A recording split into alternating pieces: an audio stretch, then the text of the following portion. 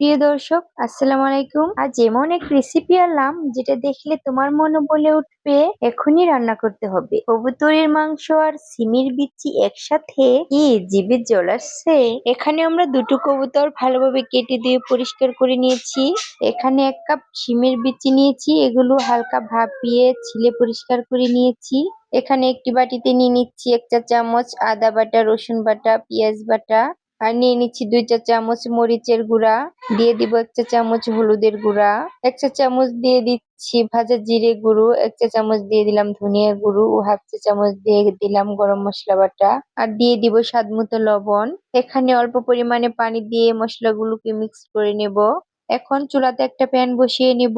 প্যানের মধ্যে দিয়ে দিব পরিমাণ মতো রেগুলার রান্নার তেল। তেলটা গরম হয়ে যাওয়ার পর এখানে দিয়ে দিয়েছি 2টো শুকনো মরিচ ও 2টো পেঁয়াজ কুচি, একটি তেজপাতা মাঝখান থেকে ফালি করে দিয়ে দিলাম। পেঁয়াজগুলো হালকা কালার চলে আসলে এখানে আমি সেই গুলে নেওয়া মশলাগুলোকে অ্যাড করে দিব।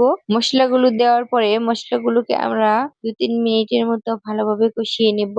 এরপর এখানে দিয়ে দিলাম সেই কবুতরের মাংসগুলো দেওয়ার পর ভালোভাবে মশলার সাথে মিশিয়ে নিতে হবে। এরপর এগুলোকে ঢাকনা দিয়ে রান্না করতে দিব। 4-5 মিনিট কষিয়ে নেওয়ার পর আমি ঢাকনা খুলে আবারও মাংসগুলোকে নেড়ে চেড়ে দিচ্ছি। ভালোভাবে নেড়ে চেড়ে দেওয়ার পর আবারও মাংসগুলোকে ঢাকনা দিয়ে ঢেকে রান্না করব। আরো কিছুক্ষণ কষিয়ে নেওয়া হয়ে গেলে এখানে আমরা শিমের বিচিগুলোকে অ্যাড করে দিব। এগুলো দেওয়া হয়ে গেলে আমরা ভালোভাবে মাংসের সাথে মিশিয়ে নেব। এরপর ঢেকে কষিয়ে নিব আরো কিছুক্ষণের জন্য। তো বন্ধুরা, কবুতরের মাংস ও সিমের বিচির পুষ্টিগুণ সম্পর্কে তো আমরা সবাই জানি। খুবই হেলদি এবং ভীষণ মজার একটি খাবার। আপনারা এভাবে বাসায় এটা তৈরি করার চেষ্টা করবেন। এখন আমরা এখানে 1 কাপ পানি দিয়ে দিব, খুব বেশি পানি দিব না। এরপর নেড়েচেড়ে মিশিয়ে নিয়ে রান্না করে নিব। ভিডিওটি ভালো লাগলে লাইক সাবস্ক্রাইব করতে ভুলো না, আর কমেন্টে জানিও সবার আগে কে এই ভিডিওটি বাসায় ট্রাই করছো।